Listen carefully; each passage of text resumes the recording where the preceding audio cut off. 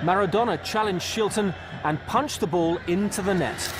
Buenos Aires has a cemetery where on the 25th of November 2020, thousands of people showed up without having been invited.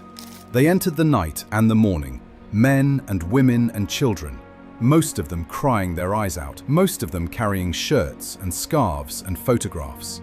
They had not set out to carry the dead of a politician or a king. They were there to bid farewell to a footballer. That in itself is all you need to know about Diego Armando Maradona. Diego Maradona, one of the greatest footballers of all time. His passing halted a nation, and his life meant something so great to so many people that the loss of it was not a personal feeling, but the shaking of a nation. He was not only a great player, he was an icon, a legend, and to millions of people worldwide, very nearly a divine.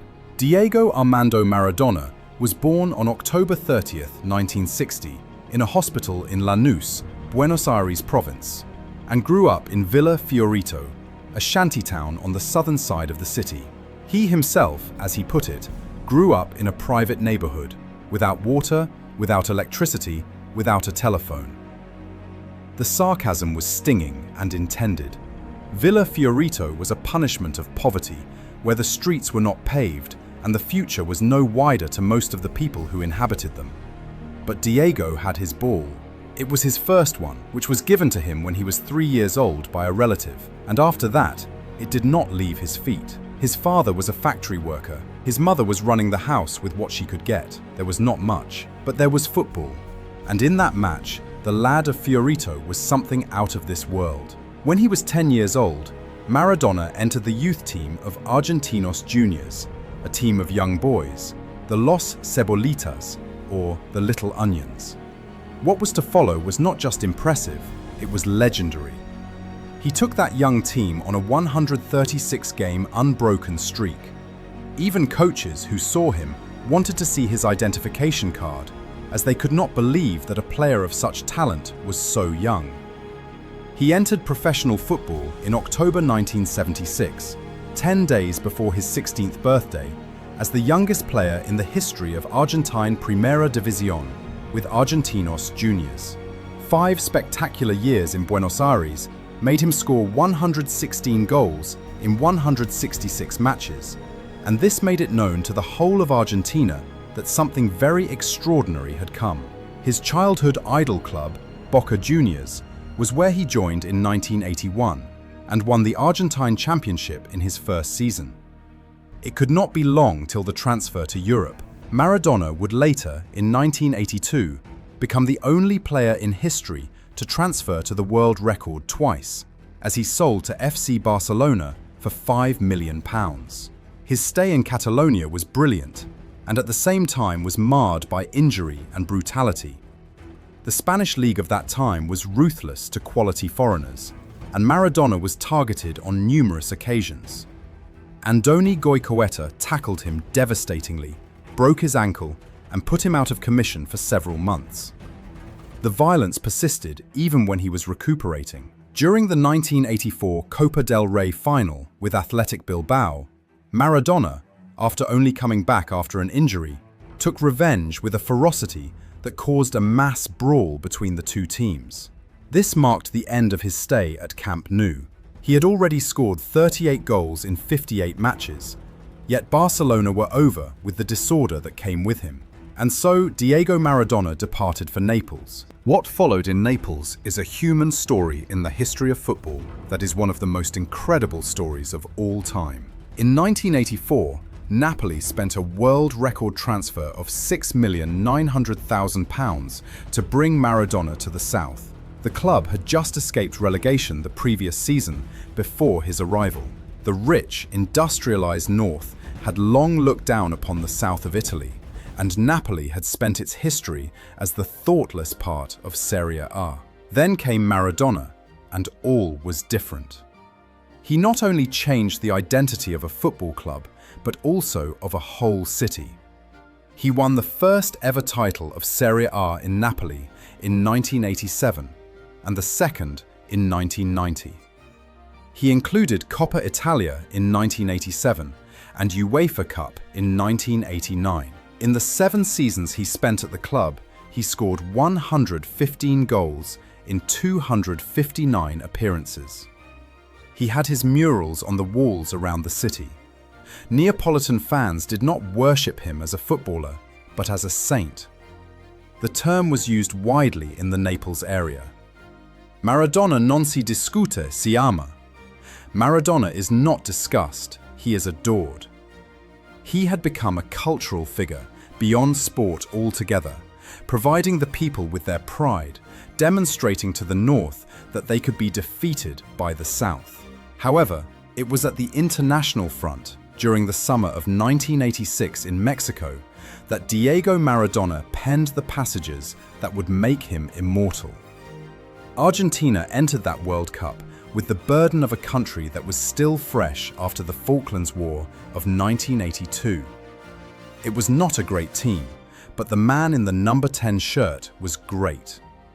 At the tournament, Maradona took over 50% of the shots of Argentina, tried or had tried the most dribbles in the tournament by far, 90, 3 times as many as anyone else, and was, at 53 times, the most frequently fouled player. He scored and assisted a tenth of all the goals of Argentina, 71% of the total output of his country. Then followed the quarter-final with England on the 22nd of June in the Estadio Azteca, and in the same match, in the span of 6 marvelous minutes, in the same match, football witnessed both the most controversial and the most glorious moment. The former was scored by punching the ball with the left fist of Maradona, and the ball went around goalkeeper Peter Shilton into the net.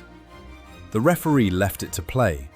Then, when he was asked whether it was legitimate, Maradona replied it was a goal by the head of Maradona and the hand of God. The line was direct, rebellious, and typical Diego, and in it there was all the cheekiness and mythology and the lack of apology simultaneously. He took the ball on his side after 4 minutes and started running.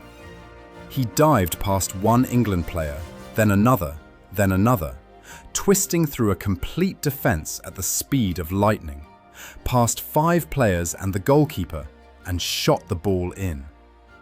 A 2002 poll of FIFA declared it the goal of the century. It was not just a great goal, it was something different. Argentina defeated England 2-1, followed by West Germany 3-2 in the final, and Maradona was crowned as the best player of the tournament by a unanimous vote, the Golden Ball. That World Cup is his own, as no other tournament in history belonged to one person. In 1990 in Italy, he was a different man, older, bulkier, playing hurt, his body battered by the physical abuse that he had suffered in the course of his professional life. But still, he took Argentina to the final, where they lost in a close match to West Germany.